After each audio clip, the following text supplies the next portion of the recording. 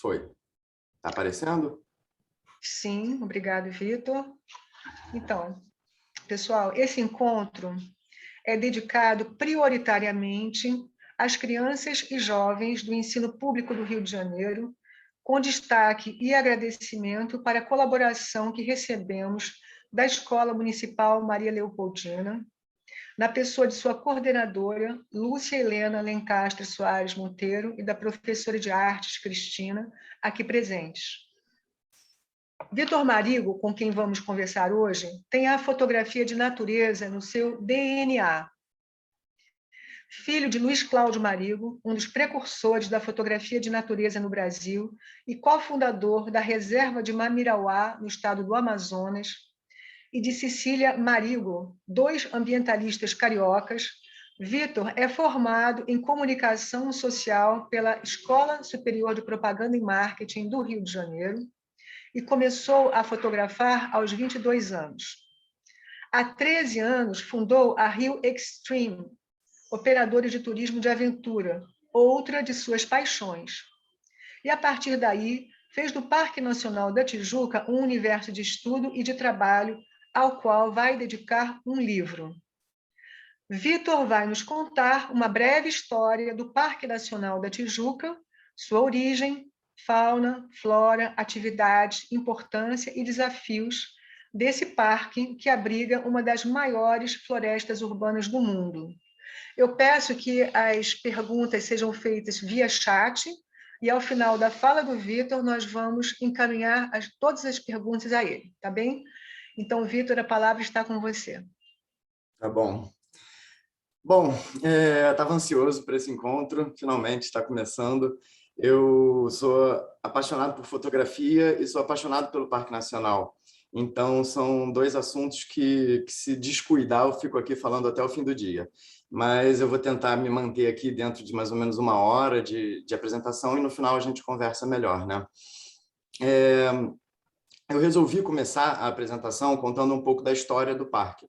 Porque, assim como a Maíra me apresentou agora, falou um pouco do meu passado, falou que eu cresci na natureza, que eu sou filho de um fotógrafo de natureza, o passado ele ajuda a contextualizar o presente, né? E no caso do Parque Nacional da Tijuca, vocês vão ver que o passado do parque é muito importante para a gente entender o que é o parque hoje. Então, bom, sem mais delongas, vamos começar. Quando eu passo o slide aqui, ele demora uns segundinhos para atualizar aí, então eu vou sempre esperar um pouquinho para garantir que já está aparecendo a imagem certa, né? Bom, o parque, ele é repleto, né? Eu estou começando mostrando umas imagens de monumentos históricos dentro do parque, e já eu vou parar e vou contar a história, né? Então, dentro da área do parque, tem um legado histórico muito grande de, digamos aí, praticamente 500 anos, né, que a nossa cidade existe. A cidade foi fundada em 1565, a gente ainda não tem 500 anos, mas são quase 500 anos de história, porque desde que que se acelera, né, a ocupação do Rio de Janeiro, a região do parque começa a ser impactada e aí é que começa, de fato, a história do parque. Bom, essa imagem, né, é mais um exemplo no setor Floresta da Tijuca, como o parque é cheio de monumentos, cheio de mapas e coisas antigas, porque a gente tende muito a valorizar só o que a gente consegue usufruir no momento, né? A gente fazer uma trilha, fazer um piquenique, tomar um banho de cachoeira, e acaba que a gente esquece muito como o parque é rico em história. Então, eu acho que para começar, esse é um ponto muito importante, é um ponto de partida legal. Essa é uma ponte histórica também, né, que tem ali no setor Floresta, de frente para Cascatinha Toné. O parque é cheio de ruínas escondidas pelo mato também, né, algumas mais bem, outras mais mal preservadas. O Midossi, por exemplo, era uma fazenda, né, antiga de extração de cultivo de café. Aqui a gente vê um brasão de 1929 na área das Paineiras, que é uma área muito frequentada, né, pelos locais, principalmente para passeio, andar de bicicleta, levar a família, levar o filho, tomar um banho de cachoeira. E aí essa foto é a foto mais importante, por acaso na foto é a minha mãe, ela está aí também, mas essa foto retrata o que eu diria que é o aspecto histórico mais importante do Parque Nacional, é o que mais impactou a região do Parque Nacional, foi o ciclo do café. Essa foto ela foi feita recentemente, foi feita esse ano, porque a gente ainda encontra em alguns lugares do parque pés de café vivos ainda, né? Que são resquícios do ciclo do café, que foi o ciclo econômico que mais impactou as florestas da Tijuca. Então, eu vou começar agora a explicar um pouco a história do parque, vou parar um pouco nessa imagem. E, bom, uma coisa que eu sempre me pergunto, eu sou um cara muito curioso, né? Se alguém diz que a ocupação do parque começa com a chegada dos portugueses, digamos assim, eu naturalmente me faço a pergunta, tá, mas o que existia antes dos portugueses, né? E eu quero começar por aí. Eu acho bom, o que os povos, né, historicamente falando, a ocupação da região metropolitana do Rio de Janeiro, os entornos da Baía de Guanabara, eles têm registros arqueológicos de 8.000 anos atrás, né? Quer dizer, uns 6.000 anos antes de Cristo, é quando chegam os primeiros povos aqui na área do Rio de Janeiro, que são principalmente povos indígenas, e a partir de 1.000 anos atrás já tem bastante registro confirmado dos povos Tupi-Guarani. Então, muito antes dos portugueses chegarem, dos europeus chegarem, a gente já tinha a população local, a população nativa de índios, e pode-se dizer, então, que esses foram os primeiros humanos a explorar as montanhas do Parque Nacional. A atividade deles econômica, digo, de sustento, era principalmente agricultura e caça, e a agricultura era principalmente em terras baixas. Então, os povos indígenas ainda não impactavam muito a paisagem das montanhas do Rio de Janeiro, porque eles plantavam, eles esgotavam a terra, eles se moviam a aldeia para outro lugar com terras ainda boas. Então, eles têm um impacto no Rio de Janeiro, mas um impacto muito pequeno. E as montanhas são principalmente área de caça. Então, a área de caça também não impacta tanto a paisagem, né? Você, no máximo, tira alguns animais, não o suficiente para causar a extinção deles. Então, enfim, eu gosto de ter muito claro quem são os primeiros humanos que pisaram nessas montanhas, né? E, para mim, foram os povos indígenas. Bom, a partir de 1500, o Brasil é descoberto e a primeira colônia no Rio de Janeiro é uma colônia francesa, da missão França-Antártida, e aí tem um dado que eu acho muito interessante sobre como era o Rio de Janeiro antes dos europeus, que teve um missionário chamado Jean Léry, que ele faz um levantamento e ele mapeia, em volta da Baía de Guanabara, 36 aldeias indígenas, com uma média de 500 a 3.000 indivíduos, né, pessoas em cada aldeia dessa. Então, isso dá uma estimativa para a gente muito interessante, de que tinha pelo menos 60.000 índios vivendo em volta da Baía de Guanabara, e é uma população bem considerável, né? A gente acha que o português chegou aqui e não tinha nada, só tinha baleia, na verdade tinha muitos índios. Então, bom, mas como eu falei, isso ainda não impacta muito as florestas, e em 1565, os portugueses expulsam os franceses da região e funda-se a cidade do Rio de Janeiro, fundada por Estácio de Sá. Né? E, a partir da fundação da cidade, se intensifica a extração de recursos naturais e aí sim começa um impacto maior na paisagem. O primeiro ciclo, né, econômico aqui no Brasil é o ciclo do pau-brasil. Então, as pessoas já começam a adentrar bastante a floresta, né? Tem um dado que eu acho muito interessante, eu não lembro em que ano exatamente, mas muito pouco tempo depois do começo da extração, o pau-brasil já estava extinto 20 quilômetros, numa faixa de 20 quilômetros do litoral para dentro para dentro do continente, praticamente no litoral inteiro do Brasil. Então, a extração do pau-brasil foi tão frenética que muito rapidamente ele desapareceu. Mas isso indica que as pessoas estavam adentrando as florestas, né? Então, com certeza, aí no ciclo do pau-brasil também teve muita gente subindo as montanhas da Floresta da Tijuca, a região começa a ser mais explorada. E, bom, depois do ciclo do pau-brasil vem o ciclo da cana-de-açúcar, mas o ciclo da cana-de-açúcar ele também não impacta tanto as montanhas, porque a cana é plantada principalmente em baixas altitudes, então mais no nível do mar, principalmente no Nordeste. Também tem cultivo aqui no Rio de Janeiro, mas também não é o que mais impacta a paisagem. Em seguida, a gente tem o ciclo do ouro.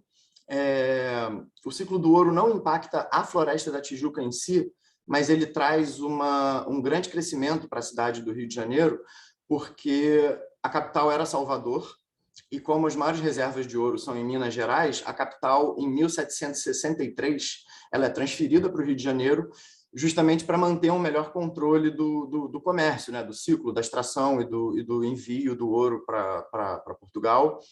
Então, como a cidade vira capital, ela cresce bastante, né? Ela ganha instituições, ganha faculdades e, enfim, aparatos públicos, né? Para, enfim, que uma capital carece.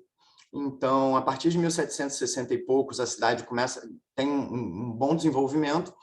E depois do ciclo do ouro começa o ciclo do café. E aí sim a gente chega no assunto mais importante, que mais impacta a floresta da Tijuca, porque o café, ao contrário da cana-de-açúcar, o café precisa ser plantado, cultivado em grandes altitudes, em montanhas altas, né? Então não adianta plantar no nível do mar, e é aí que começa, sim, a ser muito derrubada a floresta da Tijuca para dar lugar para plantações de café. Tem uma ruína hoje, que é uma das ruínas mais interessantes do Parque Nacional, que são as ruínas do Mock, que é onde era a fazenda do Mock, né, de um holandês, Alexander von Mock, se não me engano. Enfim, o Mock. Essa fazenda chegou a ter mais de 100 mil pés de cafés. Então, a paisagem das altas montanhas da floresta ela é completamente alterada nesse momento. E, assim, de muitos mirantes que hoje em dia a gente só vê floresta, na época você só via pé de café. Então, o Rio de Janeiro, né, ele sempre dependeu muito. Hoje em dia, a gente capta água que vem lá do Rio Guandu, a gente tem outros sistemas, né? Mas, na época, a água que a gente bebia, que a cidade precisava para lavar, para beber, para tudo, era principalmente a água que vinha dos rios da Floresta da Tijuca, como o Rio Carioca, entre vários outros rios. E pelo desmatamento, né, pela secagem do solo, pela deteriorização do solo, a floresta começa a secar, os rios começam a desaparecer e as fontes de água, né, começam a desaparecer. Então, a cidade começa a sofrer com falta d'água. E a falta d'água também traz doenças, traz piores condições de higiene. Então, o Rio de Janeiro, no começo do século XIX, né, a partir de 1800, por aí, que é quando o ciclo do café se torna mais intenso, começa a sofrer muito. Tem epidemias, né, de doenças que se espalham, e a cidade sofre desde o começo do século XIX com falta d'água, até que tem uma falta d'água muito marcante, emblemática na década de 40, do século XIX, né, por volta de 1840. Foram sucessivas faltas d'água ligadas a anos mais secos, períodos de estiagem, mas fato é que a falta de floresta estava secando os rios. Então, Dom Pedro II, né, na época o imperador, em 1861, ele baixa um decreto protegendo o Rio Carioca, principalmente, e impondo o replantio da Floresta da Tijuca. Então, em 1861, né, notem aí que já tem um bocado de tempo, inclusive é uma das primeiras noções de conservação do mundo. Né, o Parque de Yellowstone, nos Estados Unidos, que é o primeiro parque nacional do mundo, ele é de 1901, se não me engano. Então, em 1861, a gente estava aqui começando a proteger nossas florestas. E, bom, e outro dado interessante que também causa o aceleramento disso, né, que acelera as plantações, não só o alto valor que o café atinge no mercado internacional. O café era um produto muito valorizado, então você tem muito o estímulo, né, a vontade, entre aspas, de derrubar a floresta para plantar café, porque é um produto que está valendo muito. E também tem outra coisa interessante, que é em 1808, a corte portuguesa foge de Portugal, né, porque está sendo invadido por Napoleão, pelos franceses, e vem para o Brasil. Então, em 1808, tem a chegada da corte. E com a chegada da corte, também tem a chegada de muitos nobres, de muitas pessoas influentes, de europeus, de barões, enfim. As altas montanhas da Floresta da Tijuca, por ser local de grandes plantações de café, de propriedades que estavam sendo ricas por causa do alto valor do café, se torna também uma área que a alta sociedade brasileira, carioca, até portuguesa, frequenta. Então, era muito comum, né? Essas fazendas eram muito valorizadas e eram muito frequentadas pela nobreza, enfim, pela alta sociedade. Então, acontece que as fazendas, todas tinham donos, né? Em 1861, quando entra esse decreto, a coroa ela tem o trabalho de desapropriar essas fazendas, então a coroa começa a comprar fazendas de volta, comprar fazendas e chácaras, e tirar essas pessoas, claro, que estavam lá, e começa um longo trabalho de replantio, um longo e difícil trabalho de replantio. Um nome que ficou muito famoso nessa história do replantio, né, é o Major Archer. O Major Archer, ele é a primeira, quem recebe a função de tocar o replantio, né? E existe uma história muito romantizada em cima disso, de que o Major Archer teria feito o replantio com a ajuda apenas de 6 escravos. E, inclusive, no centro de visitantes do parque, hoje, tem lá uma estátua de um escravo plantando, né, que é em homenagem a isso, que de fato aconteceu, mas hoje se sabe que, além dos 6 escravos que realmente ajudaram e estavam no replantio, muitas pessoas assalariadas também participaram dessas ações. Então, foram dezenas, ao longo dos anos, até centenas de assalariados, né, de pessoas remuneradas, que também participaram das ações de replantio. Bom, isso eu ainda vou falar mais para frente, mas o fato da Floresta da Tijuca ter sido quase que totalmente derrubada e depois replantada, isso deixa cicatrizes, né, no longo prazo, principalmente do ponto de vista da fauna, porque a gente tem uma grande perda de fauna vou usar um termo esdrúxulo, mas assim, pelo fato da floresta ter sido detonada, você perde os grandes animais, a redução da área, né, do habitat deles faz com que eles desapareçam, e isso traz impactos para hoje no parque, né? Mas isso a gente vai falar um pouquinho mais para frente. Bom, voltando ao replantio, o Major Archer ele fica com essa missão por 13 anos, ele vai de 1861 a 1874, replantando.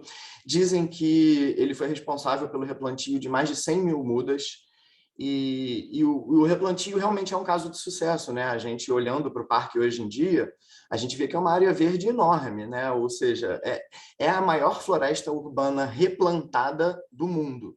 Não é a maior floresta urbana do mundo. Inclusive, aqui no Rio de Janeiro, a gente tem uma floresta urbana maior, que é o Parque Estadual da Pedra Branca.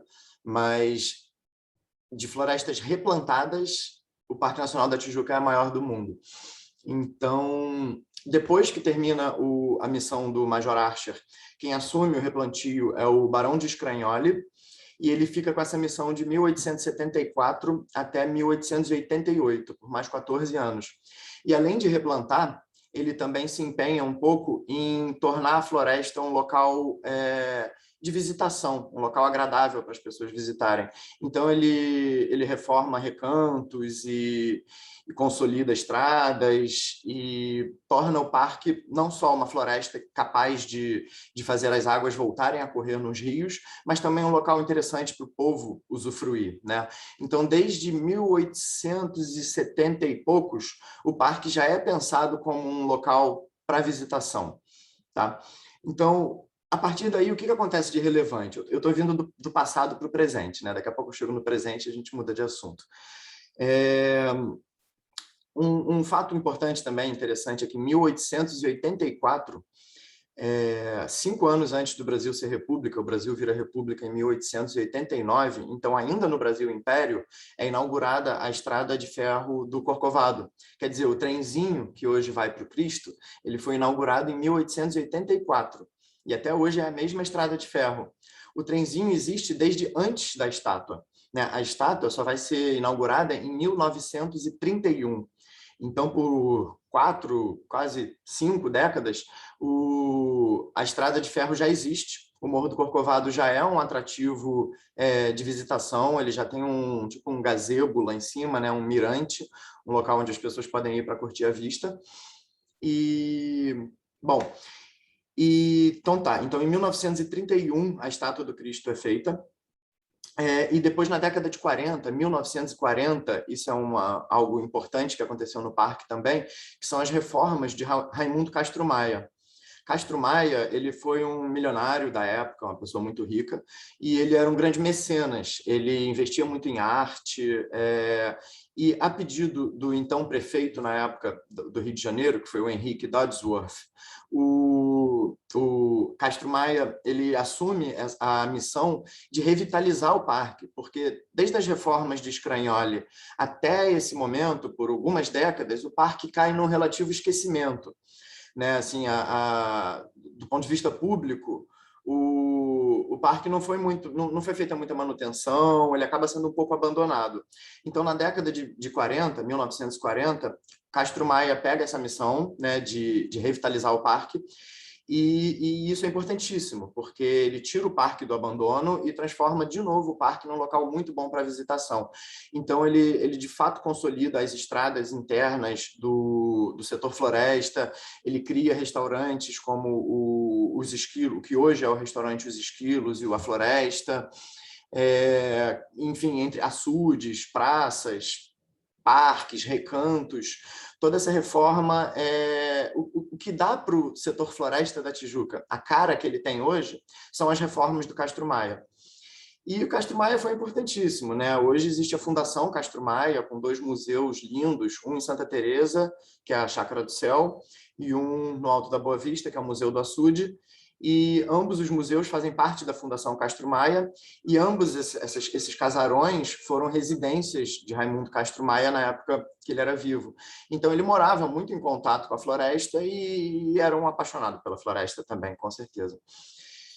Então, tá. Depois disso, fatos importantes ainda, muito importantes a propósito, é que em 1961, 100 anos depois que Dom Pedro II decreta a proteção da área e o replantio, o Parque Nacional é criado, né, como entidade pública de conservação, comunidade de conservação pública. Em 1961, então, nasce o Parque Nacional do Rio de Janeiro, com 33 quilômetros quadrados, né, quer dizer, 3.300 hectares. E em 1967, 6 anos depois, o nome do parque é mudado definitivamente para Parque Nacional da Tijuca. Então, ele nasce em 61 como Parque Nacional do Rio de Janeiro, 6 anos depois se torna Parque Nacional da Tijuca. E em 2004, a área do parque aumenta de 33 quilômetros quadrados para 39,5 quilômetros quadrados, porque são incorporados o setor Pretos Forros Covanca, que é um setor que atualmente está em recuperação, também vou falar mais disso daqui a pouco, e também é incorporado ao parque a área do Parque Lage, né, que é super famosa ali no bairro do Jardim Botânico, tem aquele casarão lindo. Então, tanto Pretos Forros Covanca, essa área, como a área do Parque Lage são incorporados ao parque em 2004, e a área do parque cresce de 33 para 39 quilômetros quadrados e meio.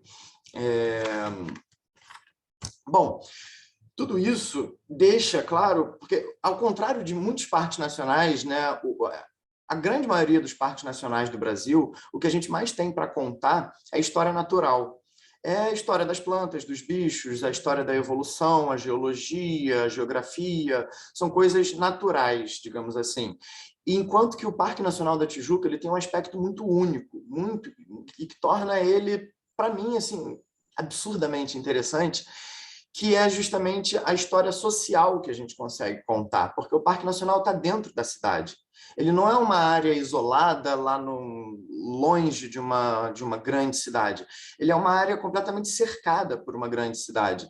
Então, a gente já teve aqui imperadores, reis, figuras históricas, e tantos acontecimentos históricos que isso dá ao Parque Nacional da Tijuca esse aspecto de ter um legado histórico muito maior em termos de história social, né? História do ser humano moderno, digamos assim, que não são os povos nativos anteriores, é muito interessante. Então, rodando pelo parque, você vê muitas fontes, muitas ruínas, tem a banheira do imperador, eu acho interessantíssimo ali nas paineiras, que era onde o imperador tomava banho. Então, assim, você vê... Eu acho isso fascinante. Isso é uma coisa que você não encontra em qualquer parque nacional. Normalmente, em parques nacionais, a gente encontra floresta preservada, né, animais preservados, e o Parque Nacional da Tijuca é muito diferente. Ele tem um aspecto histórico muito marcante, e do ponto de vista natural, de fauna e flora, ele é muito menos conservado, mais mexido, né, mais detonado historicamente que outros parques, porém ele tem esse aspecto histórico muito forte. Então, sempre que eu falo de Parque Nacional da Tijuca, eu acho interessante frisar isso. É um local que está aqui não só para a gente visitar, para a gente ter nosso bem-estar, para a gente estar em contato com a natureza, né, para fazer esportes, mas é um parque nacional que conta muita história. Então, se um professor, por exemplo, leva alunos para o Parque Nacional, se torna uma aula totalmente interdisciplinar, multidisciplinar, porque a gente pode falar de biologia, pode falar de geografia, pode falar de arte, porque tem muitos afrescos, muitos monumentos, pinturas que foram feitas retratando o parque, e pode falar, claro, de história também, né? Então, enfim, agora a gente chega no... passando pela história, né, chegando em como o Parque Nacional é hoje, vamos agora para o próximo assunto, que é como é o parque hoje. Então, eu quero dar umas informações gerais para vocês. E a primeira coisa que eu acho interessante é uma questão de terminologia. Existe uma grande diferença, quer dizer, não é tão grande, mas existe uma diferença entre Parque Nacional da Tijuca e Floresta da Tijuca. Né? A Floresta da Tijuca, tem muita gente... Por exemplo, se você disser que você foi no restaurante Os Esquilos, ou que você foi na Cascatinha Toné, na Floresta da Tijuca, você falou certo. Agora, se você disser que você foi no Cristo Redentor, na Floresta da Tijuca, aí você já falou errado, tecnicamente errado. Porque o Cristo Redentor está dentro do Parque Nacional da Tijuca, e não dentro da Floresta da Tijuca. A Floresta da Tijuca é um dos 4 setores do Parque Nacional. Né? São as montanhas, principalmente ali da região do Alto da Boa Vista. O setor do Parque Nacional, que a gente chama de Floresta da Tijuca, é esse que está no Alto da Boa Vista e que é acessado por aquela pracinha que tem lá no alto, né? Quem já foi provavelmente conhece, que é a Praça Afonso Viseu. Então, eu vou passar aqui a imagem, porque mostrando os setores vai ser mais fácil entender.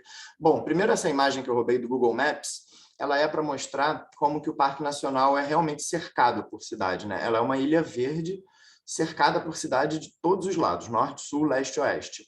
Essa mancha verde que vocês estão vendo aí no meio da imagem é o Parque Nacional. Lá no canto esquerdo da imagem, lá no cantinho, é o Parque Estadual da Pedra Branca. Isso já não é o Parque Nacional da Tijuca, tá? Então, o Parque Nacional da Tijuca é isso que está aí bem no meio. Eu vou passar para a próxima imagem, porque aí a gente vai entender como que o parque é separado em setores. Então, quando eu digo que o parque é maior do que a Floresta da Tijuca. O Parque Nacional da Tijuca, ele é a junção do setor A, que é o setor Floresta da Tijuca, o setor B, que é o setor Serra da Carioca, onde está o Cristo Redentor, o setor C, que é onde está a Pedra da Gávea e a Pedra Bonita, e mais recentemente o setor D passou a fazer parte também do parque, que é o setor Covanca Pretos Forros.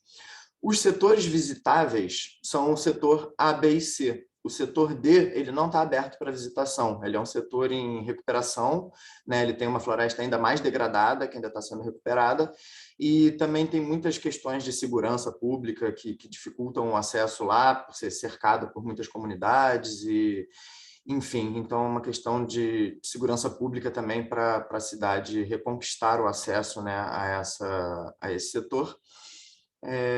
Então é isso, queria deixar bem claro que Parque Nacional da Tijuca são os 4 setores e Floresta da Tijuca é o setor A, o setor do Alto da Boa Vista. tá? Aqui eu botei algumas fotos minhas que mostram o parque visto de longe, porque eu acho legal, além da imagem do Google Maps, né, a gente situar. Então, aqui a gente quem está em primeiro plano nessa imagem é o setor D. A gente consegue ver como ele é um setor ainda degradado, né, com muito capim, com menos floresta, justamente aqui bem na área mais zona norte da cidade. E lá no fundo da imagem, a gente tem o setor floresta, o setor Pedra da Gávea, dá para ver os outros 3 setores lá no fundo.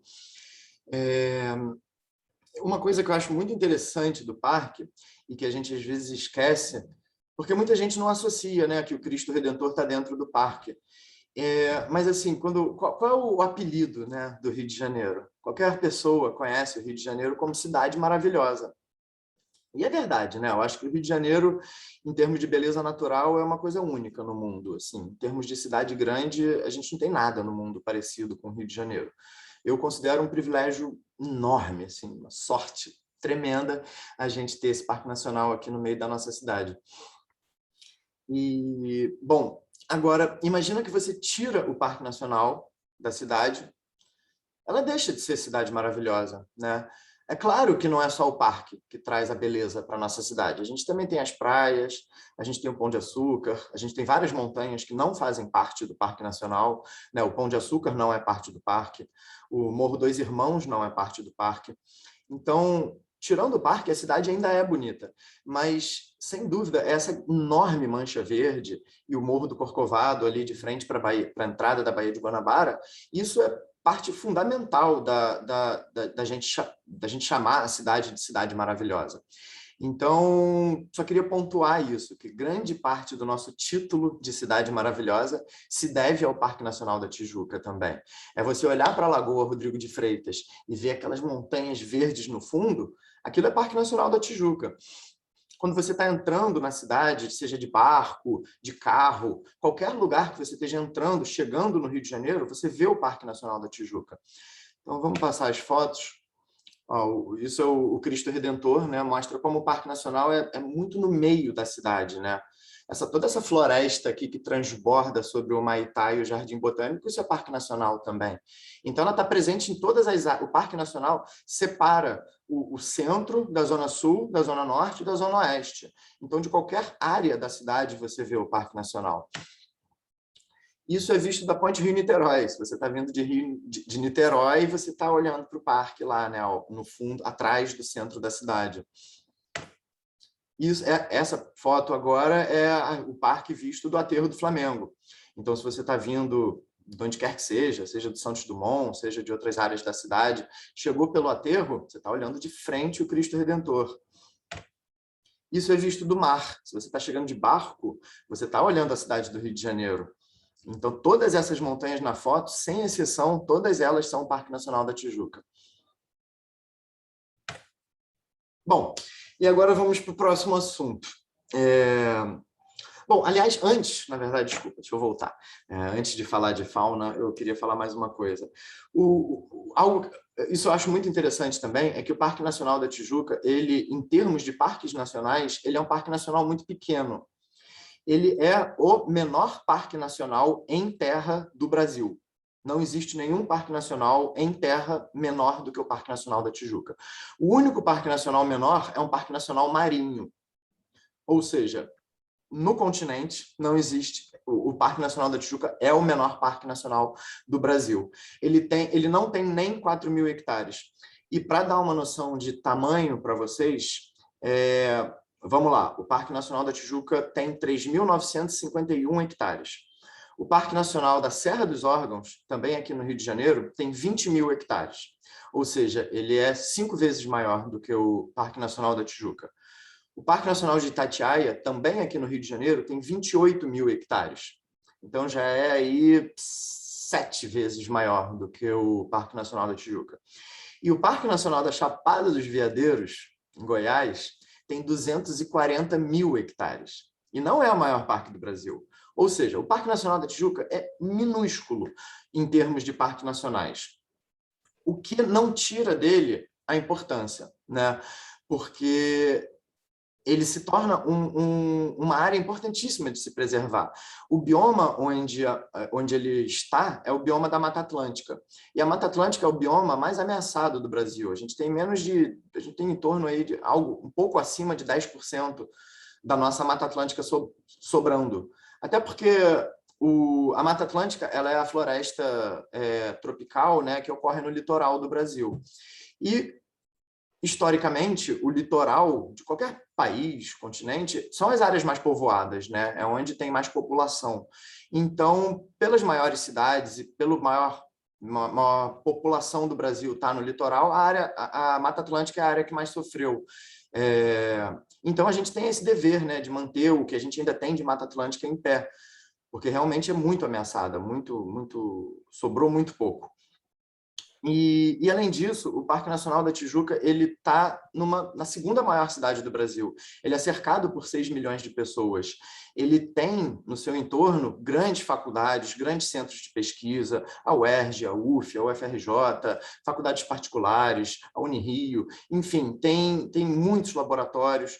Então, ele se torna uma área muito atraente para pesquisa também, para geração de conhecimento científico, né? Então, é um parque pequeno, é um parque que teve sua floresta já muito mexida, muitos animais se perderam, mas é muito importante a gente preservar o que a gente ainda tem e usar isso como um celeiro de conhecimento, como uma área de estudo, de trabalho, né? Bom, então agora eu queria falar um pouco sobre a fauna. Essa cobra que vocês estão vendo aí, ela não é uma cobra venenosa, então ninguém precisa ficar assustado, ela é uma jiboia. A jiboia, ela não tem veneno, ela é aquela cobra que mata, né? Que caça, apertando e sufocando a presa. E nessa foto ela está comendo um lagarto. É uma cena raríssima de se ver. É claro que no parque também tem cobras peçonhentas, né, e animais venenosos, mas assim, o risco de se tornar um acidente é praticamente zero. A gente não precisa ter medo, né, da natureza, a gente precisa entender como é que a natureza funciona e como que a gente tem que se comportar para usufruir dela sem prejudicar a ela nem a nós mesmos. Então, eu queria mostrar para você, nessas seguintes fotos, eu vou dar uma amostra de animais que a gente encontra na floresta, que por mais que ela seja uma floresta que já foi desmatada e replantada, ela ainda traz uma fauna muito interessante. Então, entre diversos tipos de cobras e serpentes, e lagartos, inclusive, que está sendo comido aí, mas tudo isso a gente encontra uma variedade bem grande na floresta. A gente tem os queridos tatus. É engraçado, porque na floresta, até trazerem de volta as cutias, né, que aconteceu recentemente, a gente tinha paca, tatu e cutia não. Parece brincadeira, mas é verdade. Então, tatu a gente sempre teve aí na floresta, né? Nunca extinguiu. As pacas também estão bastante presentes na floresta, mas as cutias não. As cutias desapareceram, daqui a pouco a gente vai falar delas. O macaco prego é uma espécie nativa, né, que todo mundo já deve ter visto. Eles são bichos que frequentam muito a beirada da floresta, né, as bordas da floresta, porque eles gostam da interação com o ser humano, eles gostam de roubar comida, ganhar comida. Então é um bicho que os cariocas, os visitantes costumam ver com bastante facilidade. E ele é bastante abundante também, porque a gente tem pouquíssima competição de macacos, né, na floresta, então ele é praticamente a única espécie de macaco grande, de primata grande na floresta. Então a floresta é toda dele, digamos assim. Então ele se proliferou bastante. Bom, esse lagartinho aí é um camaleão, mais um bichinho bonito que eu já esbarrei por aí na floresta. Esses danadinhos aí são os micos, né? Os calitrix, os saguis. Esses são espécies invasoras. Eles não são naturais daqui da floresta, mas eles são o outro primata que ocorre aqui, né? Aqui a gente vê com facilidade o macaco prego, que eu acabei de mostrar, e os micos, esses saguis. Eles são bem menorzinhos, né? Tamanho de um rato grande, assim, mais ou menos. E eles também se proliferaram muito, né? Você encontra eles, o grito deles, a voz deles é um assovio fino que a gente Qualquer um que more perto da janela, da floresta, se abrir a janela e prestar atenção, vai ouvir eles assoviando. O bicho que deveria existir aqui no lugar deles e que não existe mais é o mico-leão dourado. Então, na ausência do mico-leão dourado, quem está ocupando o espaço, né, de um pequeno primata são os micos. Então, daqui a pouco a gente vai falar mais sobre isso também, mas eu acredito que seja melhor que eles existam do que eles não existam, porque pelo menos eles estão ocupando e realizando funções biológicas de um animal que não está mais aqui. Se a gente tivesse o mico-leão dourado, eu seria a favor de não haver micos. Mas a gente não tendo o mico-leão dourado aqui, eu acho que é melhor ter o mico do que não ter nada. Mas daqui a pouco a gente entra mais nesse assunto. Bom, muitas aranhas também pelo parque, né? E pequenos animais, pequenos invertebrados. Esse cara aí que está segurando a aranha é super especializado nisso, então não peguem aranhas com a mão, não encostem em bichos, né? Bicho selvagem é para a gente ver, não para a gente interagir demais, né? O ideal é ver de longe, mas ele sabe o que está fazendo, e depois ele ficou todo coçando também, porque os pelinhos quebram, tipo lagarta que queima, sabe? E então, ou seja, não pegue aranha. Mas temos aranhas lindas e bichos interessantes de todos os tipos. A próxima imagem é esse outro danado. Esse bicho aí é muito safadinho. Os coatis, eles caçam também, claro, né? Eu botei essa foto para mostrar que eles reviram muito lixo também. Eles são meio vira-lata, assim. Mas eles também caçam pequenos animais e vira e mexe você vê eles em situação completamente natural aí pelas trilhas, procurando pequenos invertebrados, são carnívoros, né? Bom, pequenos invertebrados a gente tem de montão, né? Insetos, lesmas. E aí agora eu estou mostrando a foto do tucano de bico preto, né, que é uma ave. Aqui tem muita ave também, né? A Mata Atlântica é muito rica, a biodiversidade, a avifauna da Mata Atlântica é riquíssima. E um dos bichos mais bonitos, eu acho que mais chamam a atenção, é o tucano de bico preto. Ele é um animal nativo da região, mas que foi reintroduzido. Ele tinha sido perdido também durante esse desmatamento da floresta. E um grande conservacionista brasileiro, que foi o Coimbra Filho, ele, na década de 70, 1970, ele fez um reforço populacional enorme de tucanos de bico preto, e hoje em dia a gente vê muito, é muito fácil ver tucano de bico preto. Jardim Botânico, Parque Lage, ou qualquer outro setor do parque, é fácil encontrar eles. E, bom, falando agora de animais, isso me leva, claro, a um assunto que é um projeto muito interessante que existe aqui no Rio de Janeiro, que é o pessoal do Refauna. O Refauna agora está se tornando uma ONG, né, que é um passo importantíssimo para o sucesso do Refauna, para a continuidade do Refauna. Mas o Refauna é composto por um grupo de biólogos de diferentes instituições, tanto o FRJ como o IFRJ, quanto o ERJ, quanto outras universidades, e também por vários colaboradores, né? Temos aí veterinários, fotógrafos como eu, designers que ajudam, muita gente que ajuda o Refauna. E o fato do Refauna existir, isso ilustra como a gente perdeu fauna, né, no Parque Nacional. Porque o Refauna, o que eles fazem? O Refauna está trazendo de volta para o Parque Nacional da Tijuca espécies que são nativas do local, mas que estão extintas, né, localmente. Elas ainda existem em outras unidades de conservação, em outros lugares do Brasil, principalmente da Mata Atlântica, mas no Parque Nacional da Tijuca elas desapareceram. Então, para restaurar a saúde da floresta, o Refauna está trazendo de volta alguns animais que ficaram faltando, né? Porque a floresta ela é um grande quebra-cabeças. E todas as peças elas dependem uma das outras para a floresta estar saudável, né? Por exemplo, se você tem uma árvore, essa árvore depende que um bicho carregue a semente dela e disperse a semente dela em outro local, porque os animais é que vão disseminar, quem vão espalhar as árvores por aí, não só as árvores, como os arbustos, as outras plantas. Então, tudo na floresta está ligado. Então, quando você tira uma peça desse quebra-cabeça, várias outras peças sofrem, porque elas estão ligadas. Então, hoje em dia, a Floresta da Tijuca sofre um pouco uma síndrome que se chama Síndrome da Floresta Vazia. Então, a gente vê em alguns lugares, por exemplo, uma incidência muito grande de um determinado tipo de árvore. E essa árvore está muito presente nesse local, mas ela não está presente em outros locais do parque. Isso é um sinal ruim. Isso é um sinal de que não tem um bicho dispersando as sementes dessa árvore. Então, ela só está nascendo ali, onde a própria semente cai e nasce outra. Então, essa síndrome da floresta vazia, ela pode ser muito vista na Floresta da Tijuca.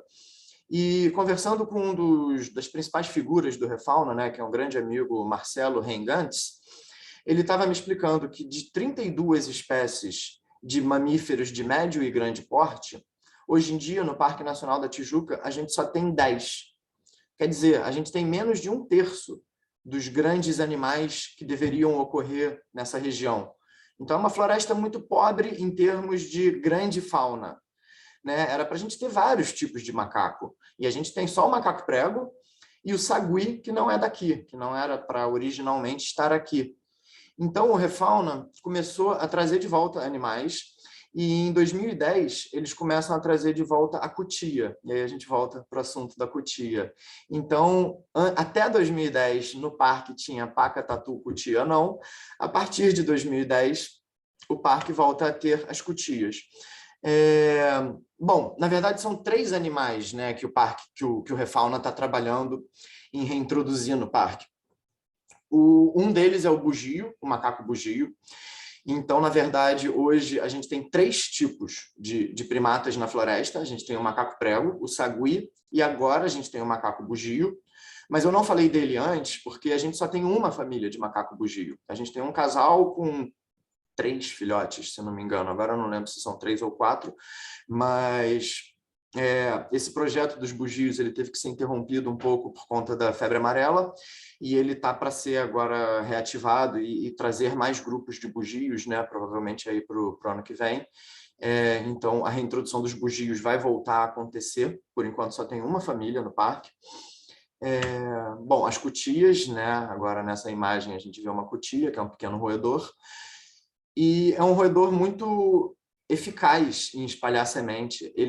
As cutias, elas inclusive enterram as sementes, porque elas guardam para depois, num momento que tenha menos alimento na floresta, elas poderem desenterrar essas sementes que elas estocaram e, enfim, e ter uma reserva de alimento. Então, ela é um dispersor de semente maravilhoso, porque, claro que ela esquece várias sementes enterradas e ela já se deu até o trabalho de enterrar a semente. Então, isso facilita muito a germinação de vários tipos de plantas, né, de árvores. Então, esse é um animal que o pessoal do Refauna está trazendo de volta também. E, no momento, o parque também já tem bastante jabuti-tinga, de novo. Essa é uma espécie que também foi muito... que se perdeu, né? Deixou de existir no parque, mas esse é o jabuti da Mata Atlântica, é uma espécie nativa. E o pessoal do Refauna, capitaneado principalmente pela Carolina Starling, que é a bióloga responsável pelos jabutis, eles já trouxeram dezenas de jabutis que provavelmente já estão colocando ovos na floresta, e muito em breve a gente deve ter filhotinhos de jabuti nascendo já na floresta. Então, esse trabalho do Refauna, ele é muito interessante.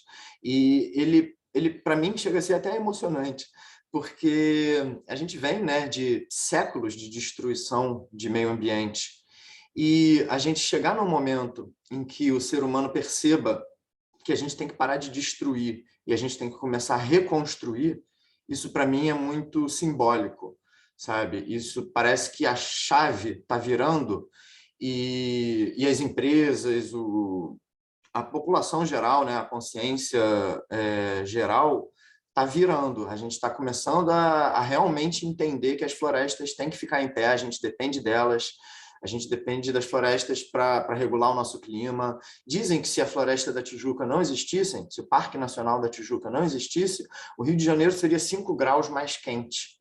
Imagina, no verão, já chega a 40 e poucos. Porra, ia virar o deserto do Saara. Enfim, então é isso. O Parque Nacional ele tem poucos animais grandes, mas muitos estão sendo... parte deles está sendo trazida de volta. Não é um trabalho fácil, é um trabalho dificílimo reintroduzir espécies, porque você tem muita dificuldade em conseguir animais selvagens. Então, você acaba trazendo animais de criadouros, de zoológicos, animais que já estão acostumados a interagir com o ser humano, que vão acabar se aproximando do visitante para ganhar comida, que não têm os hábitos selvagens, né? Então, as taxas de insucesso, de fracasso, de tentativas de reintrodução são muito altas. No caso, o trabalho do Refauna está sendo muito bem sucedido, mas porque também ele é feito com um acompanhamento muito disciplinado de tudo que está acontecendo. O Refauna não apenas solta os bichos lá dentro, o Refauna avalia os impactos que a soltura desses bichos tem na floresta, né? Então, por exemplo, tem mais bicho fazendo cocô, tem mais cocô no chão da floresta. Então aparece mais besouro rola-bosta, aqueles besouros que ficam levando o cocô para sei lá onde. A população deles aumenta. Você reintroduz um grande mamífero, a população de carrapatos pode ter um impacto também, a dispersão das sementes. O jabuti, por exemplo, ele preda Comigo Ninguém Pode, que é uma planta venenosa e invasora do parque, é uma espécie exótica que não deveria estar aqui. Então, todo o impacto que os animais têm na floresta está sendo avaliado também pelo Refauna. E isso ajuda muito a você ter maiores taxas de sucesso, né? Você entender como que a coisa... como que a natureza funciona e está interligada e como que uma espécie depende da outra. E, bom, um outro projeto que eu acho muito interessante mencionar rapidamente, que eu conversei muito com o pessoal, um grupo de biólogos, que é responsável pelo projeto Mantis. O pessoal do projeto Mantis, eles estudam os louva-a-Deus.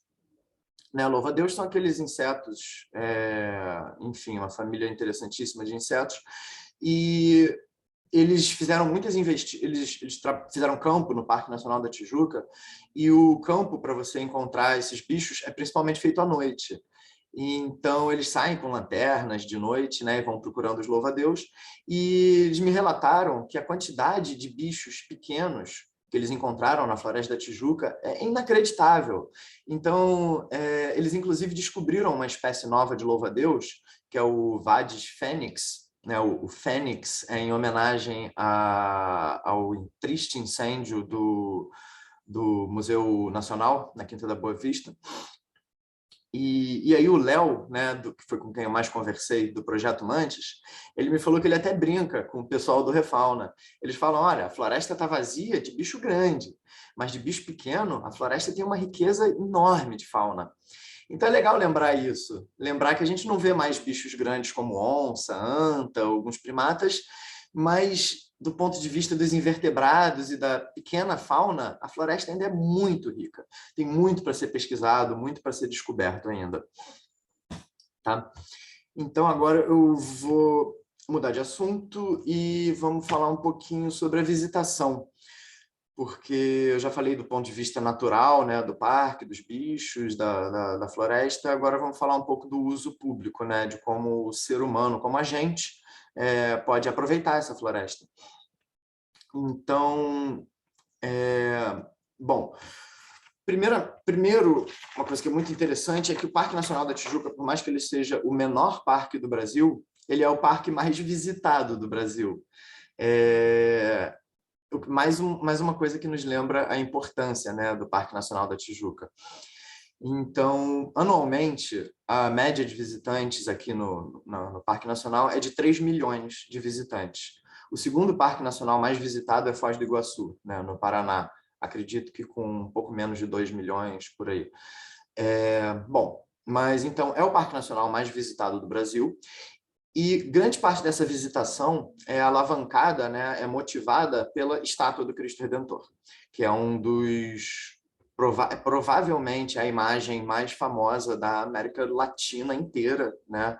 É a imagem do Cristo Redentor. Qualquer um que olha para isso sabe que se trata do Rio de Janeiro. O que poucas pessoas sabem é que também se trata de Parque Nacional da Tijuca, né? Então, o Cristo Redentor, ele leva 65% dos visitantes do parque, eles se dirigem ao Cristo Redentor. Ou seja, de 3 milhões de pessoas, anualmente, 2 milhões de pessoas vão para o Cristo Redentor. É, deixa eu só ver se eu não estou esquecendo nada. Desculpem. É isso. Bom, e a estátua, né, como eu falei antes, ela foi inaugurada em 1931, no dia de Aparecida, 12 de outubro, e além dela ser um ponto turístico hoje, né, que é muito visitada pelo seu aspecto turístico, pela vista que você tem lá do Corcovado, a estátua também é um monumento religioso. Ela é administrada pela Arquidiocese, né, pela Igreja do Rio de Janeiro, e embaixo da estátua, a estátua é feita por uma base de mármore, né, de 10 metros, e dentro dessa base de mármore, aquele mármore preto, tem uma capela, que é a Capela de Nossa Senhora de Aparecida. E nessa capela também são realizadas cerimônias religiosas, como missas, batizados, casamentos. Então, o Cristo Redentor, ele tem esses dois aspectos, né? Ele tem um aspecto turístico e ele tem um aspecto religioso.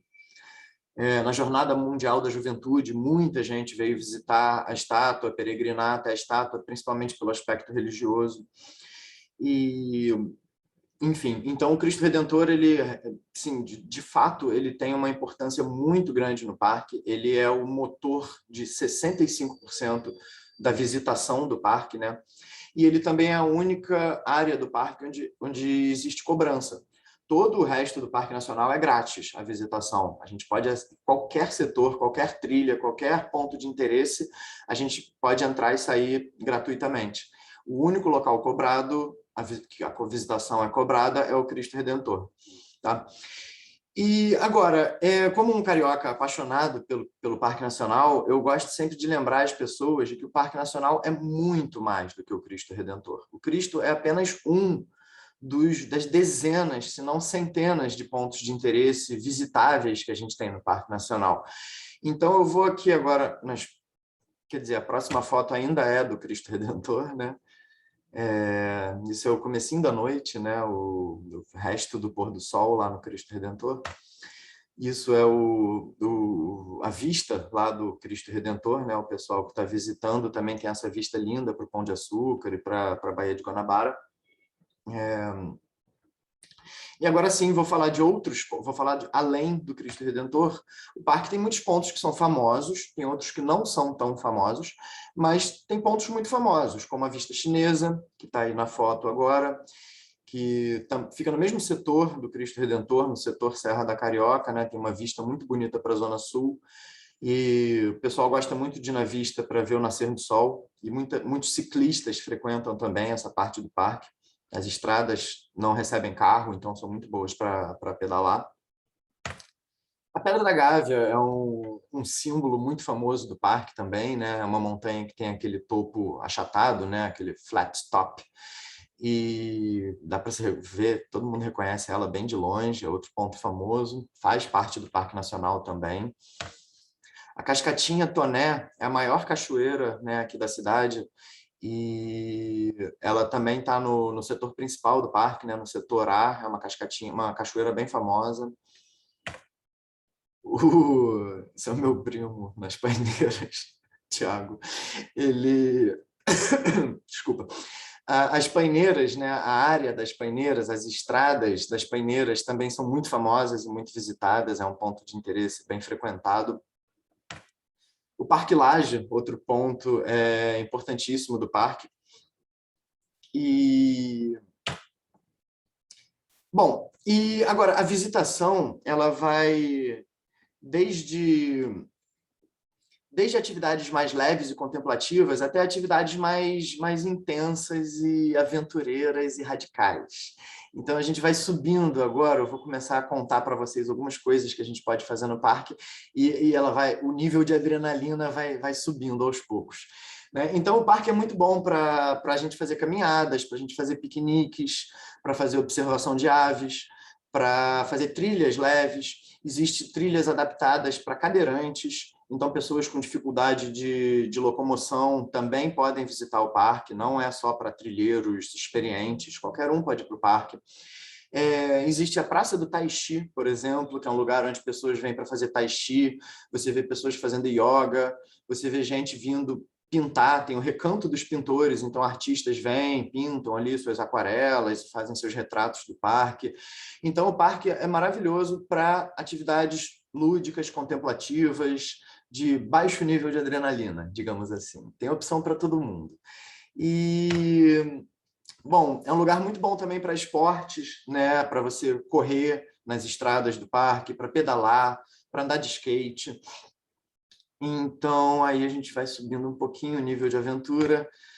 É um parque extremamente maravilhoso para trilhas, né? Então, o pessoal de trekking, os trilheiros, tem aí um prato cheio, uma infinidade de montanhas e trilhas e locais para visitar. O parque tem mais de 200 quilômetros de trilhas mapeadas. E, além disso, por dentro do Parque Nacional também passa a trilha Transcarioca, que é uma trilha que conecta a cidade inteira, várias unidades de conservação, e grande parte da trilha Transcarioca está dentro do Parque Nacional da Tijuca. Então, esse aspecto de visitação por trilheiros, de ecoturismo, de turismo de aventura, ele é muito presente, muito importante no Parque Nacional. Né? Porque lembra que das 3 milhões de pessoas, 2 milhões de pessoas visitam o Cristo. Isso quer dizer que sobra 1 milhão de pessoas visitando os outros setores do parque. Então, é bastante gente fazendo bastante coisa. Bom, aqui a gente tem mais umas imagens, né, de trilha. As trilhas não só levam para cachoeiras, para ruínas, mas também levam para o alto de todas as montanhas. Todas as montanhas do parque têm trilhas, você consegue acessar o cume, as vistas são completamente diferentes uma das outras e maravilhosas. Tem até umas trilhas mais emocionantes, que você tem que rastejar na beira de um precipício, ou como na Pedra da Gávea, por exemplo, que você precisa botar corda para passar um trecho de pedra lá, que é a carrasqueira. Então tem trilhas fáceis, tem trilhas difíceis, tem trilhas de meia hora, tem trilhas de 2 horas e meia, tem trilhas para todos os níveis. Tem trilhas para grutas também, né? O parque tem muitas grutas, tem cavernas, e elas são muito interessantes. Também é um atrativo, uma opção de visitação muito legal, né? E aí começam os esportes mais de aventura mesmo, né? Rapel em cachoeira, rapel em gruta também dá para fazer. E, claro, rapel em montanha também, né? Melhor ainda. E, bom, eu, particularmente, sou apaixonado por esportes de aventura. Eu pratico alguns, né? Eu faço mergulho, faço escalada, faço montanhismo, ando de bicicleta, remo no mar. Então, eu adoro, eu sou apaixonado por esportes de aventura, e um dos que eu mais gosto, quer dizer, 2 dos que eu mais gosto de fotografar no Parque Nacional são escalada e highline. Highline ainda vai aparecer algumas imagens. Highline é como se fosse um slackline no alto das montanhas. Tá? Então, o parque tem, como tem muitas montanhas, o parque é maravilhoso para escalada e para highline. Então, bom, por acaso agora a foto é de skate, mas que também é muito bom, né? As ladeiras e as estradas do parque são muito boas para andar de skate, de bicicleta. A bicicleta está aí. E agora... voo livre. Voo livre também é importantíssimo. Na Pedra Bonita, a gente tem uma rampa de voo, da onde decolam parapentes e asa deltas. E isso é mais uma atividade de aventura muito legal que pode ser feita no parque. E aí, finalmente, chegamos no Highline. Eu adoro essas fotos. Eu acho que dá umas imagens espetaculares. E esse é um Highline na Pedra da Gávea, né?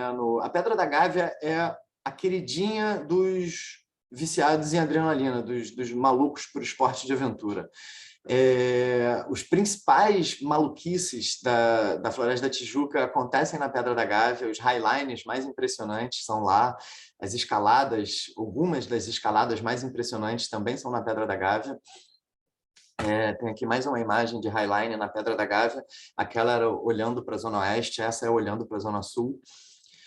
E então as montanhas do parque são incríveis, né, para esportes de montanha. E essa foto agora com o Cristo no fundo, ela não é nem no Parque Nacional da Tijuca, mas ela é com o Parque Nacional da Tijuca ao fundo. Ou seja, às vezes você não está nem no parque, mas você está olhando para o parque, né? Ele é tão presente no Rio de Janeiro que mesmo de fora você tá olhando para ele. E, bom, essa é uma escalada na Pedra Bonita, no pôr do sol, com a Pedra da Gávea ao fundo. É uma via bem legal, que a gente se meteu na maior roubada, a gente achou que a via era fácil, chegou lá e descobriu que a via era difícil pra caramba, mas deu ótimas fotos. Essa é uma escalada na Pedra da Gávea, que é a Passagem dos Olhos, ou talvez vocês já devam ter olhado para a Pedra da Gávea e visto que ela tem um rosto, né, dos lados da Pedra da Gávea, que dizem que é o rosto do imperador. E aí essa escalada você atravessa os olhos desse rosto do imperador. É uma escalada linda. Isso são escaladas na face sul do Corcovado, que é uma face de pedra muito impressionante, uma das montanhas das escaladas mais difíceis do Rio de Janeiro, são na face sul do Morro do Corcovado. Bom, então a gente já está chegando um pouco mais para o fim dessa aula. Então, antes de finalizar, eu queria mostrar umas imagens para vocês e explicar que a minha relação com o Parque Nacional ela é muito profunda. Primeiro porque o meu pai foi um fotógrafo de natureza, né? Então, desde pequeno, eu estou acostumado a frequentar o parque. Então, é uma coisa que tem uma memória afetiva muito grande para mim. E em determinado momento da minha vida eu abri uma empresa de turismo de aventura, então a gente oferecia passeios no parque, nas montanhas, fazendo esportes de aventura. E então eu sempre tive uma ligação e eu sempre frequentei muito o Parque Nacional da Tijuca, né, desde criança. E de uns anos para cá, eu resolvi propor para o parque um projeto de livro sobre o Parque Nacional da Tijuca.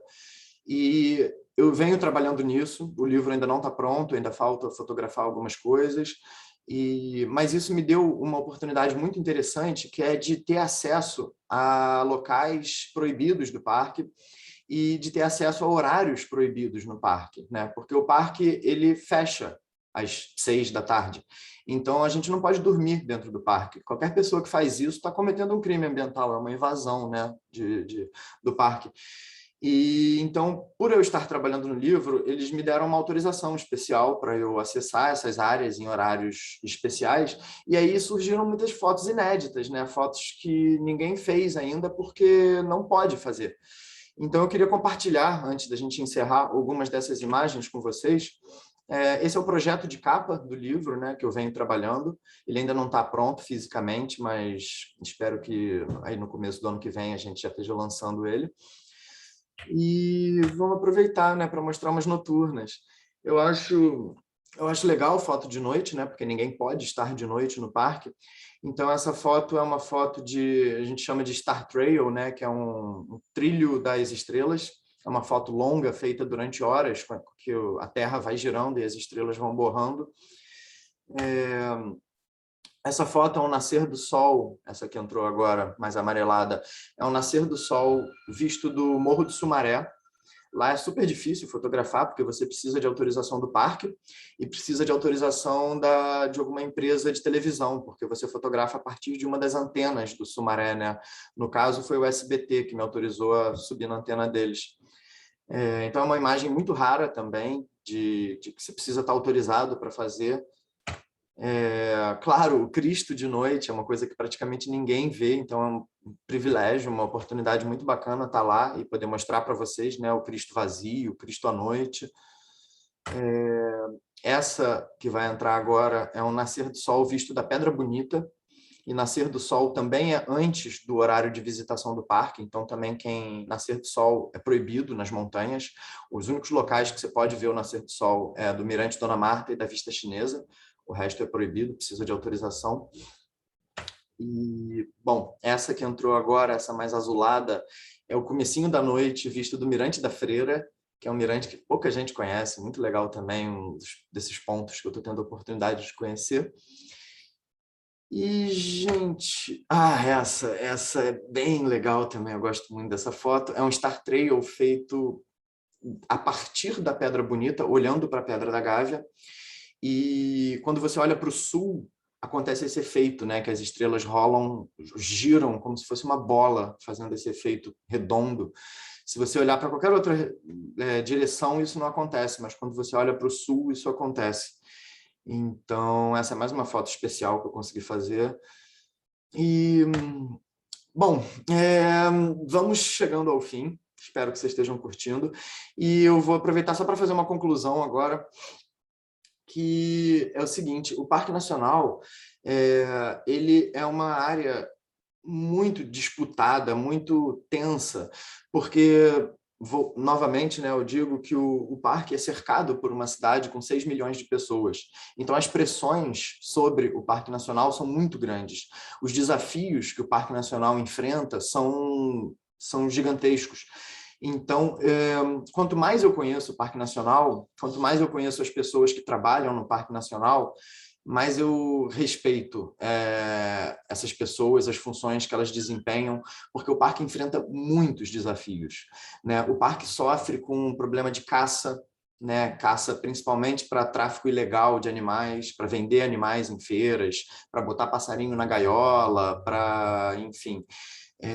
Então, o parque tem que coibir isso, né? Tem que lutar contra caçadores e tráfico de animais.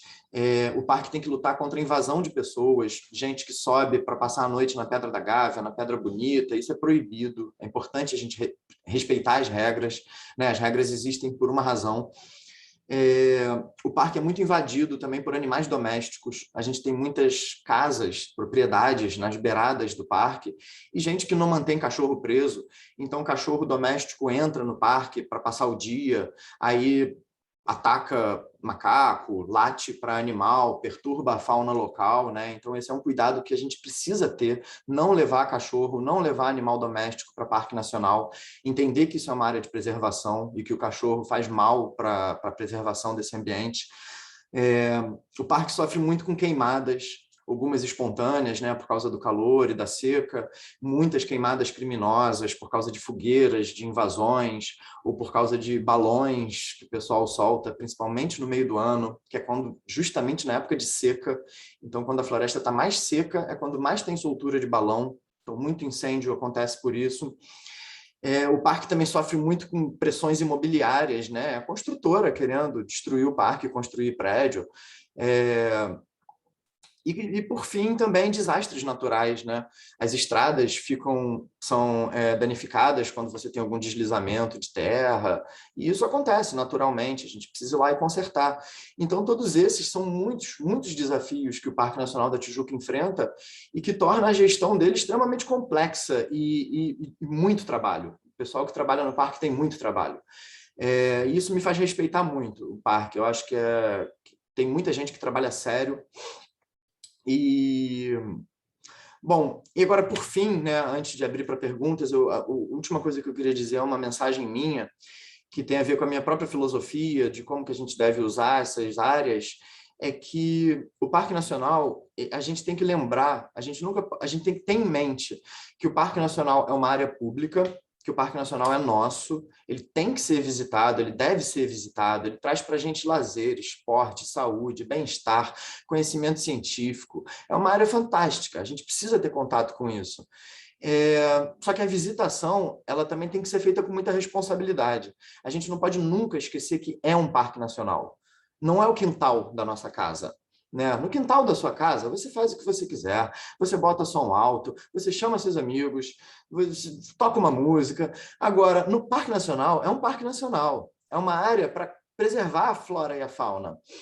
Então, a gente tem que ter a consciência de que a gente não está no quintal de casa.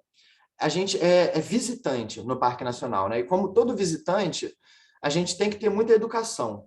Então, é muito importante a gente não gerar lixo, a gente levar lixo embora, inclusive, se encontrar, a gente não fazer barulho, a gente não levar animal doméstico, porque tudo isso perturba a fauna. Então, a gente tem o privilégio de ter essa área verde fantástica, com montanhas, cachoeiras, grutas, rios, no meio da nossa cidade. Qualquer um que mora no Rio de Janeiro, no máximo meia hora, você sai de casa e está no Parque Nacional. Então, a gente tem que valorizar esse privilégio e fazer a nossa parte para que isso não se perca, para que isso não se deteriore mais. Então, dever de todo mundo, de todo carioca, de todo brasileiro, cuidar das suas unidades de conservação e também frequentar, porque a apropriação, né, o uso, o aumento da visitação, isso inclusive faz com que o parque consiga lutar por mais recursos, né? Então, ter mais dinheiro para investir em manutenção, em manter o parque em boas condições. O uso motiva isso. Então, a minha mensagem para todo mundo que está até agora me ouvindo aqui, muito obrigado primeiro, mas a minha grande mensagem é, gente, vamos usar o parque. Vamos conhecer a natureza, vamos ter contato com ela e vamos se apaixonar pela natureza, porque a natureza é apaixonante, é maravilhoso. E aí eu aproveito para agora, enfim, encerrar com uma frase do meu pai, que eu concordo totalmente, o que ele diz é o seguinte: você só conserva o que você ama, e você só ama o que você conhece. Então é isso, essa é a frase que eu queria deixar, né? Então, assim, sem conhecimento não existe conservação. A gente precisa frequentar, a gente precisa conhecer, e a gente precisa se informar, porque aí a gente cria um sentimento de carinho, cuidado e preservação. E é isso, o Parque Nacional da Tijuca tem que ser preservado, tem que ser cuidado, tá? Então eu encerro agora, eu acho que a Maíra vai reaparecer aí e a gente vai abrir para perguntas. Então, Vitor, eu acho que no momento você pode descompartilhar já a sua tela. Eu te agradeço imensamente. Eu vou te dizer o seguinte: eu fiquei emocionada com a sua apresentação, porque você nos trouxe essa intimidade que você tem com a floresta. Nos mostrou que realmente essa questão do conhecimento é a forma que a gente tem de amar alguma coisa, ter carinho por ela. Você nos ensinou que no momento que ela estava, a relação entre água na cidade e mata presente, né? Falando da história que você nos contou, né? E a gente não deve ter medo da natureza.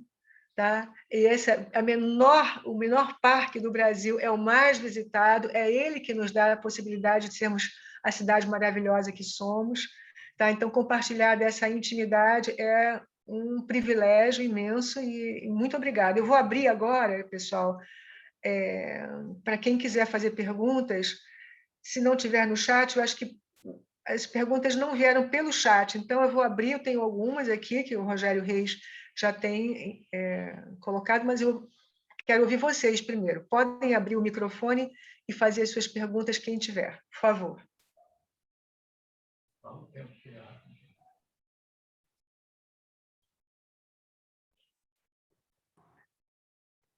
Não sei se vocês estão tendo alguma dificuldade de abrir o micro. Por favor, sinalizem. Ângelo, não sei se você conseguiu trazer os seus alunos. Eu queria te ouvir. Conseguiu? Como é que você está aí? Sim, sim. Alguns alunos assistiram aí. Deixa eu ver aqui. Só um minuto. Alguns alunos assistiram, sim. Alguns alunos assistiram, sim. Eles conseguiram assistir. Peraí, só um minutinho, estou tentando remover, estou querendo abrir o microfone de todos. Ah, tá. Vitor, se você conseguir me ajudar aí, do seu lado, como é que a gente faz para abrir esse microfone? Eu estou conseguindo clicar aqui em Ask to Unmute, né, que é pedir para tirar do mudo. Para todos, né? Mas aí eu acho que a própria pessoa para cada tem que tirar. Né? Mas eu vi que alguém ia Vocês começar uma clicar. pergunta aí. Vamos deixar essa pessoa falar, só não vi quem vamos. era. Oi, sou eu. Eu queria saber quanto tempo você demorou para fazer aquelas fotos das estrelas com o movimento. Deve ter demorado muito tempo. Ah, sim. Bom, aí a gente já está falando um pouco de técnica fotográfica, né? O Star Trail, ele vai depender de quão grande angular é a lente que você está usando. Se você usa uma lente muito grande angular, você está pegando mais céu. E aí, proporcionalmente, você tem que deixar a foto, o obturador aberto mais tempo. Se você pega uma tele e dá um zoom, né, em algum lugar do céu, as estrelas andam muito mais rápido no quadro visto por uma tele do que no quadro visto por uma grande angular. Então, se você faz um Star Trail de tele, você consegue fazer, depende da tele que você está usando. Se você fizer com uma super tele, você consegue fazer um Star Trail com 10 minutos. Se você usar uma tele mais média, você, sei lá, bota aí meia hora, 1 hora para fazer um Star Trail. Mas essas que eu mostrei, elas foram feitas com grande angular. a gente tem aí mais ou menos 3, 4 horas de exposição para conseguir aquele efeito. É uma foto de 3, 4 horas. Sensacional o trabalho, sensacional. Obrigado. Aliás, eu queria dar um crédito aqui. A última foto de Star Trail que eu mostrei, que foi uma foto da Pedra da Gávea com as estrelas fazendo aquele círculo em volta, a primeira pessoa a fazer essa foto não fui eu. A primeira pessoa foi o Marco Terranova, um fotógrafo que Maíra e Rogério com certeza conhecem também, muito amigo nosso, um grande fotógrafo de natureza e aventura, uma geração anterior à minha, e foi baseado na ideia dele de fazer essa foto que eu fiz a minha. Então, eu não queria deixar de falar isso. Essa foto aí tem A ideia daquela foto foi do Terra Nova. Eu reproduzi ela algumas décadas depois e acabei fazendo outros em outros lugares da floresta também. Alguém mais quer fazer perguntas, pessoal? Estamos abertos aqui para perguntas. Eu tenho uma pergunta. Vai, Tadeu. Eu posso dizer que eu não conheço nada, acho, praticamente, da Floresta da Tijuca, principalmente porque eu acho que pela questão da segurança, né, no Rio de Janeiro, eu tenho uma impressão pessoal de que é perigoso, e então eu tenho medo de ir à floresta. E eu queria saber do Vitor, como ele é um frequentador assíduo da floresta, o que ele tem a dizer, até para pessoas que talvez tenham receio de ir, né, se realmente isso faz sentido ou se não, ou se é uma coisa que você não precisa ter preocupação em relação a isso, enfim, se ele pode comentar alguma coisa em relação a essa questão da segurança. Legal, legal. Bom, o Parque Nacional ele está dentro da cidade do Rio de Janeiro, né, que realmente é uma cidade que sofre muito com segurança pública. E o Parque Nacional acaba sofrendo de tabela. Eu acho que dentro do Parque Nacional as coisas são muito mais seguras do que parecem. Uma trilha que já teve muito assalto é a trilha que sai do Parque Lage e vai para o Cristo Redentor. Essa trilha, ela realmente tem um índice de assalto assim, alto comparando com outras trilhas, mas isso já foi coibido há um tempo. A polícia ambiental já fez as suas ações e, enfim, prendeu a galera responsável por esses assaltos e tem muito tempo que não tem nenhuma ocorrência desse tipo. Na Pedra da Gávea já tiveram ocorrências de assalto também e muito tempo que não acontece nada. Eu tenho um medo especial, né, de andar na Floresta da Tijuca, porque eu ando com muito equipamento fotográfico. Eu tenho seguro do meu equipamento, porque se algo desagradável acontecer, eu entrego o meu equipamento e não boto minha vida em risco, né? Eu não quero ficar apegado ao equipamento, então o seguro ajuda você a entregar mais fácil. Mas a minha experiência própria é de que o Parque Nacional é muito seguro. Eu nunca passei por nada desagradável, eu nunca vi nada desagradável acontecendo. Eu só ouvi falar, e tudo que eu ouvi falar, eu já ouvi falar há muito tempo. E eu ando no Parque Nacional em momentos que as pessoas talvez se sintam mais inseguras ainda, que é de noite, em horários mais ermos, né, que não tem visitante nenhum. E eu nunca passei por nada, não só nas trilhas, como nas estradas. Às vezes é meio tenso. Você pega ali a Estrada das Paineiras, conecta na do Sumaré, quando você vê, você está lá no Alto da Boa Vista, às 3 horas da madrugada. Eu fico um pouco tenso às vezes, mas eu já entrei tantas vezes e nada aconteceu que eu já comecei a relaxar também.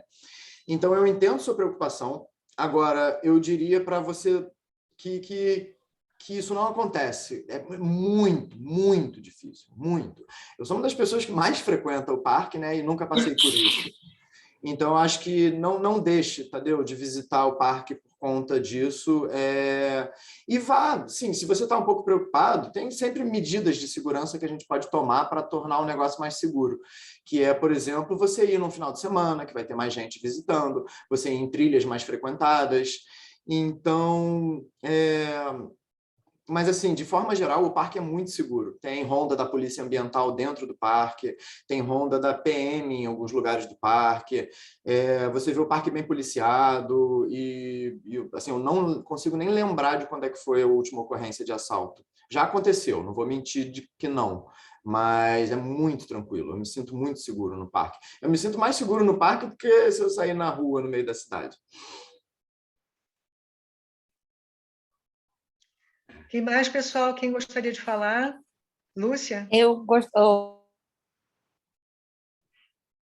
Pode falar. Desculpa eu estar de máscara.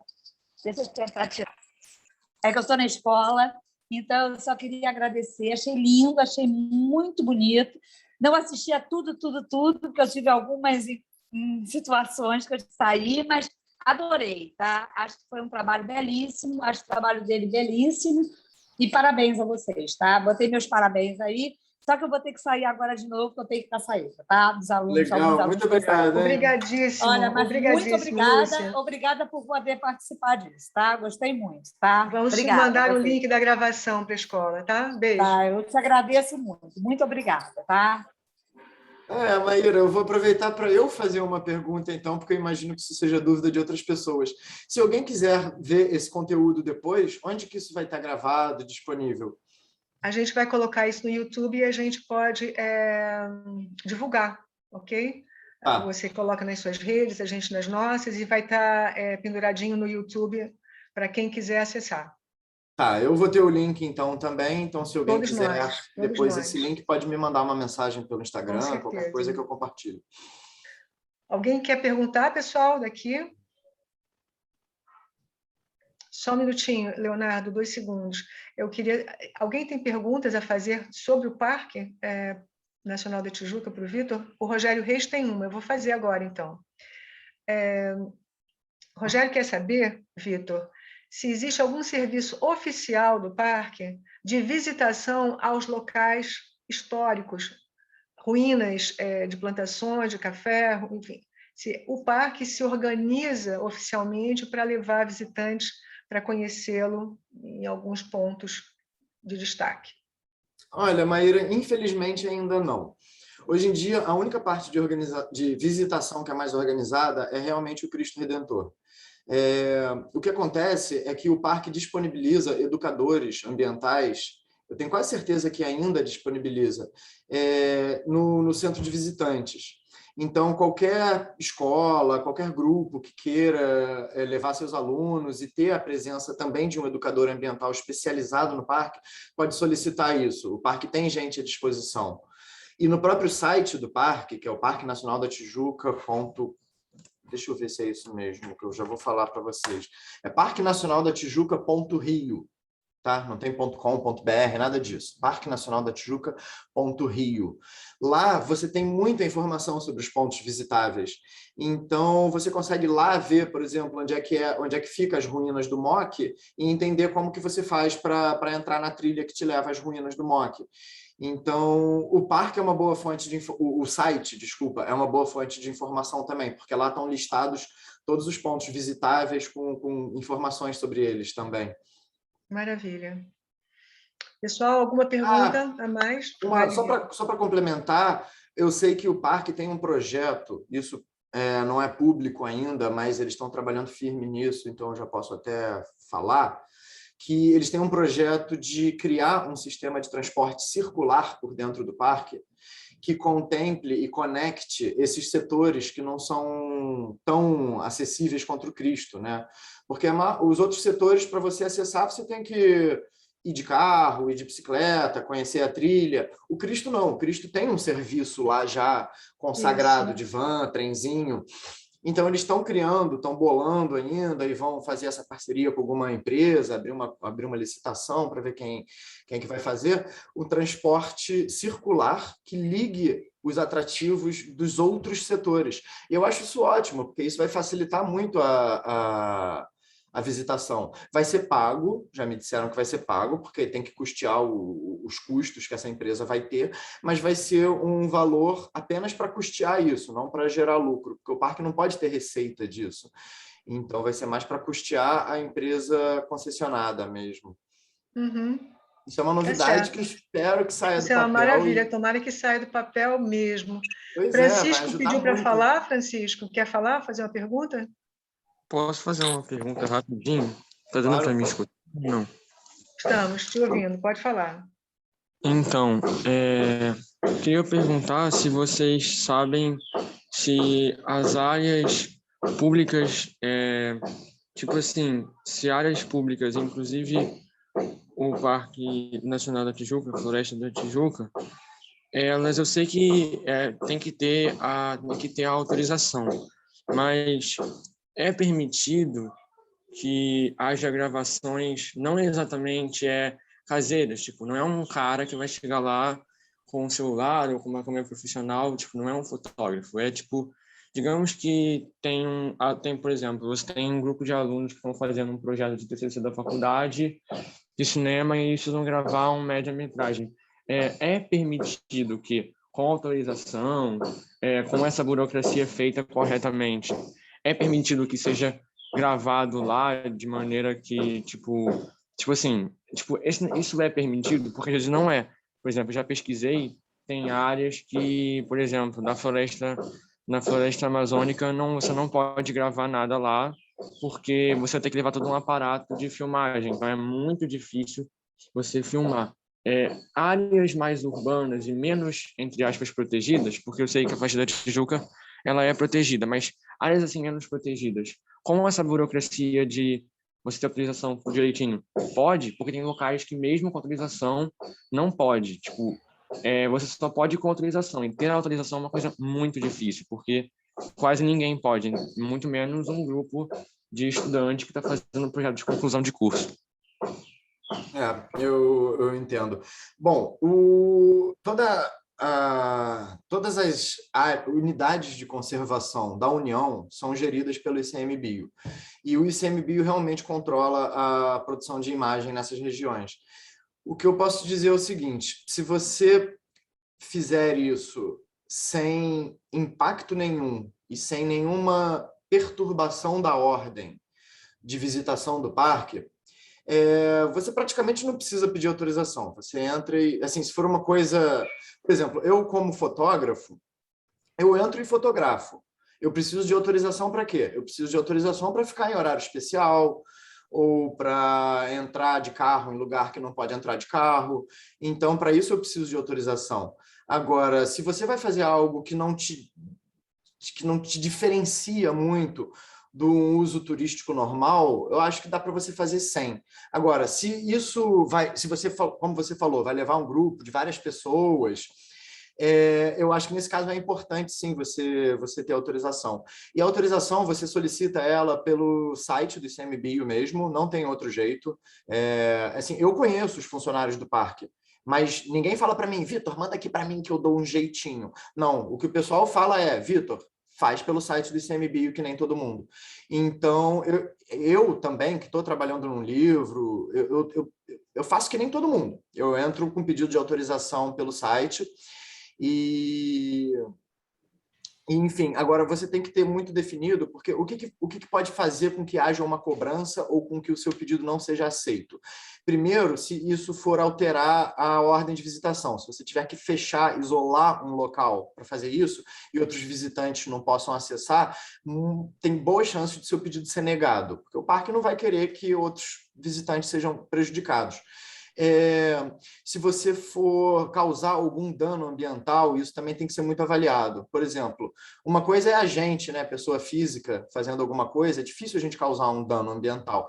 Agora, se chega uma Volkswagen da vida e fala assim, olha, eu quero filmar um anúncio aí, a gente vai botar um caminhão, uma grua, um carro andando, vai ter que fechar a área tal, aí ou vai ser negado, ou eles vão cobrar uma taxa alta por isso. Então, e agora, uma coisa que te faz ter isenção de taxa, muitas vezes, né, um bom argumento para você não ter que pagar a taxa, é você fazer coisas que sejam de interesse cultural ou social. Então, por exemplo, o meu projeto de livro, o parque não está me cobrando taxa, porque é um livro de interesse ambiental, de interesse cultural, de interesse social e de interesse do próprio parque. Então, assim, às vezes a gente tem muito uma coisa de querer ganhar sem dar nada em troca, sabe? Alguém que seja, por exemplo, instagramer. Eu não me considero um instagramer, eu me considero um fotógrafo. Eu não estou aqui para ganhar seguidor, eu estou aqui para fazer foto, para lutar pelo bem do meio ambiente, para divulgar o que é bonito. Então, se o pessoal percebe que você quer acesso ao Cristo Redentor, por exemplo, no nascer do sol, para botar uma foto bonita no teu Instagram, você não vai ganhar esse acesso, porque você só está se beneficiando, você não está dando nada em troca. Agora, se você traz um projeto para o parque que é de interesse do parque, que é de interesse de outras pessoas, aí as suas chances de ganhar, de conseguir a autorização são muito maiores, porque a gente está fazendo algo que não é egoísta e que sim altruísta, né? A gente está fazendo algo para os outros e não só para a gente. Então, eu sei que não é esse o teu objetivo, tá? Não estou te chamando de egoísta, não, mas muita gente é. Tem muita gente que quer ir lá só para ter uma foto bonita, num lugar bonito.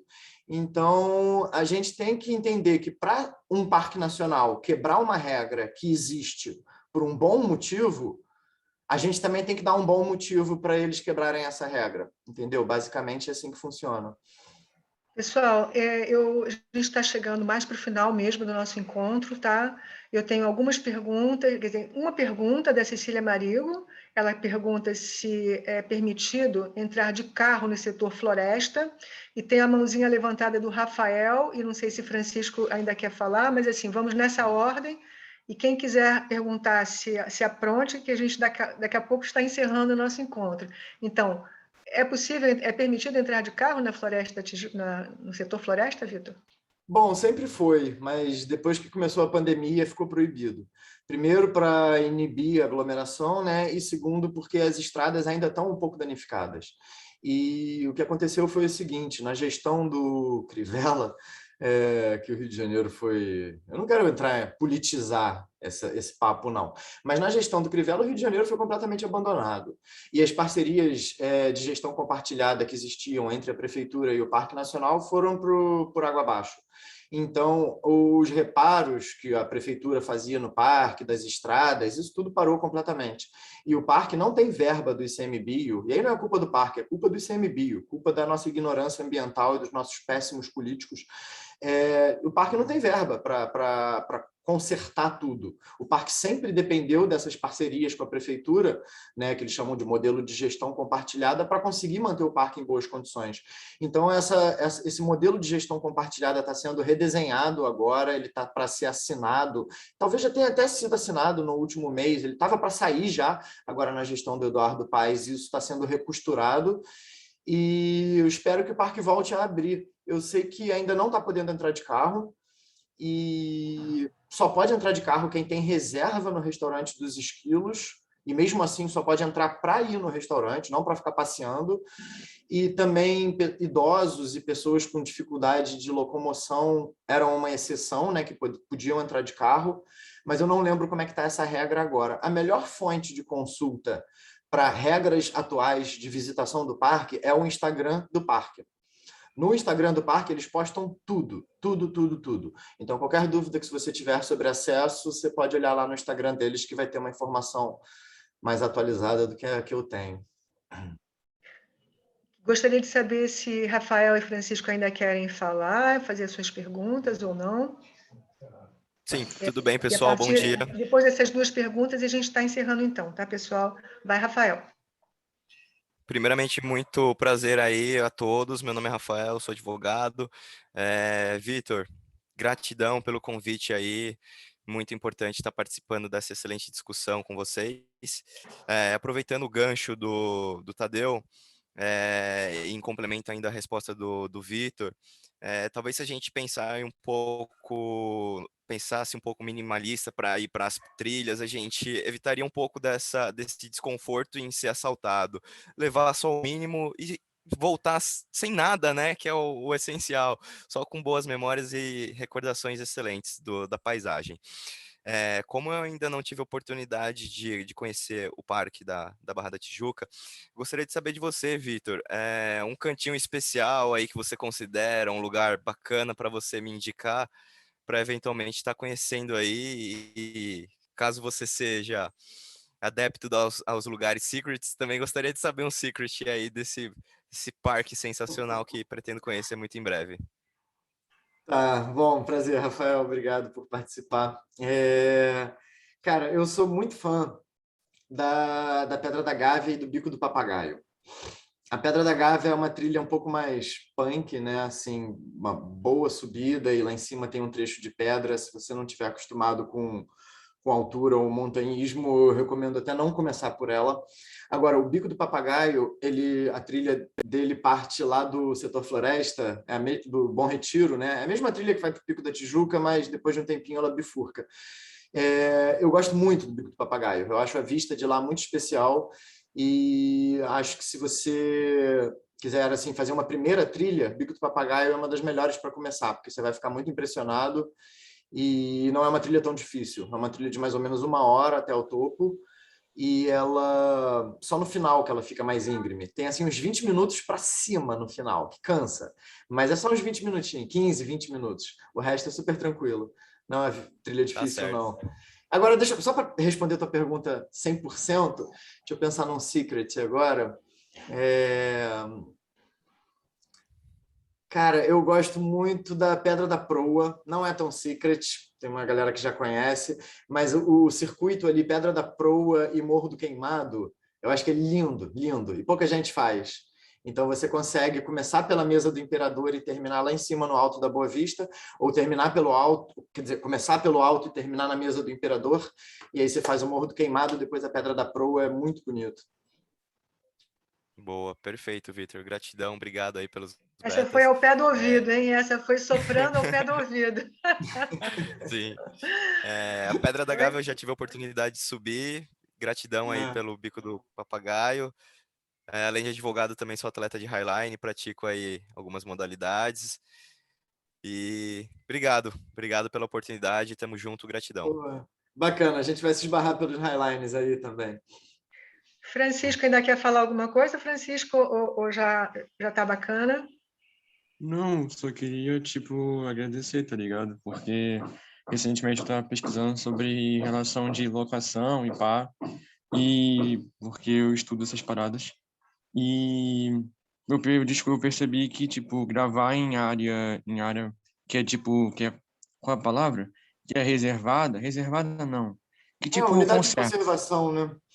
Isso. É muito difícil conseguir, tipo, autorização. Tem locais, assim, que é, tipo, é capaz de você conseguir. E tem outros que é dificílimo, muito dificílimo. Por exemplo, pela pesquisa que eu fiz, na floresta amazônica, e é muito difícil você conseguir, porque você precisa de autorização do IBAMA e autorização de alguns indígenas que moram ali. Então, tipo, conseguir autorização do IBAMA é muito difícil e já ocorreu, não ocorre muito, mas fez pesquisa, já ocorreu de pessoas que queriam fazer gravações para documentário, por exemplo, não conseguirem autorização para o IBAMA, mas para grandes produções que, como você falou, não visavam um bem ambiental, um bem sociológico, conseguirem. E acho que existe esse negócio das grandes produtoras, porque é muito mais fácil uma Globo Filmes da vida conseguir a autorização do IBAMA do que alunos que estão fazendo um trabalho de conclusão de curso. E aí, tipo, porque semana passada eu estava pesquisando para um trabalho, inclusive, sobre locação de um filme que se passava numa floresta fictícia e precisava de achar uma locação. Era parte do trabalho. Então a gente estava procurando e aí teve essa parte de pesquisa sobre áreas de preservação e pá. E aí, tipo, o meu professor Ângelo chamou para participar dessa palestra e aí, tipo, eu nem sabia muito sobre o que era, né? Mas aí, tipo, pô, eu tava falando sobre isso, aí eu não quis perder a oportunidade de perguntar. E, tipo, super dizer que se conseguisse autorização, teria todo o cuidado de gravar com cuidado e com responsabilidade para não danificar, porque, tipo, não acho que qualquer produção que seja respeitável e tenha o objetivo de fazer um filme bacana, fazer uma produção legal, que queira levar uma sensação maneira para quem está assistindo, toda produção que seja respeitável nesse nível, talvez, e não vise só um lucro de vou fazer um filme mega famoso que vai ganhar muita grana e vai vender isso, vai vender aquilo. Qualquer produção que seja respeitável de querer fazer uma coisa realmente bacana, acho que terá o cuidado, entendeu? Mas só agradecer, porque, tipo, é muito doido, né? Não é sempre que tem essa oportunidade. Valeu, tá? É isso. Legal, Francisco. Obrigado, Só Francisco. para não te deixar sem resposta, é o seguinte: Eu acho que, de forma geral, autorizações para povos indígenas são muito mais difíceis do que qualquer outra coisa, porque tem toda a questão da preservação do isolamento deles, e não passa só pelo IBAMA, eu acho que passa pela FUNAI também. Então, eu acho que assim, conseguir algo no Parque Nacional da Tijuca é mais fácil do que conseguir algo com aldeias indígenas da Amazônia. E outra, cara, eu não deixaria de fazer, não, se eu fosse você. Porque o que acontece é o seguinte, às vezes a pessoa responsável por autorização do parque está trabalhando normal. Isso eu vou te falar uma informação de bastidores, né? E assim, às vezes, a pessoa está de férias, às vezes está de licença, e ninguém bota ninguém lá no lugar, entendeu? E aí fica um mês sem ninguém responder e-mail. Então, cara, eu não deixaria de realizar algo. Se você tiver a consciência de que o que você está fazendo vai ser sem impacto, vai ser por um bom motivo, vai lá e faz. E se vier um segurança perguntando, leva o teu e-mail sem resposta impresso e fala, olha, eu estou tentando mandar e-mail aqui há mais de um mês e ninguém me respondeu. Como é que eu vou conseguir autorização assim?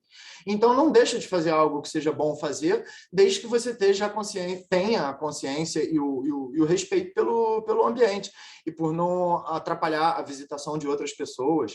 Então, assim, se pauta pelo teu bom senso, tenta a autorização, claro, mas assim, realmente, Brasil é complicado. Muitas vezes os interesses econômicos, muitas vezes não, sempre, né? Os interesses econômicos estão na frente dos interesses ambientais e culturais. Mas é isso. A gente tem que ter um certo nível de rebeldia, às vezes, também, para produzir algumas coisas quando, por questão de burocracia, as coisas não andam. Vitor, tem uma última pergunta e depois a gente vai encerrar. Tem que abrir a pergunta porque vem da Cecília Marigo, eu não posso não fazê-la. Então, ela pergunta, para fazer uma trilha, por exemplo, no Bico do Papagaio, é preciso avisar ao parque que vai subir? Dá para ir de carro até lá? Não, então. Existe uma guarita no Bom Retiro que tem um segurança que controla para onde cada pessoa está indo. Normalmente ele anota, ele bota assim, ele te pergunta o destino e vê quantas pessoas são e ele anota. Então existe algum controle.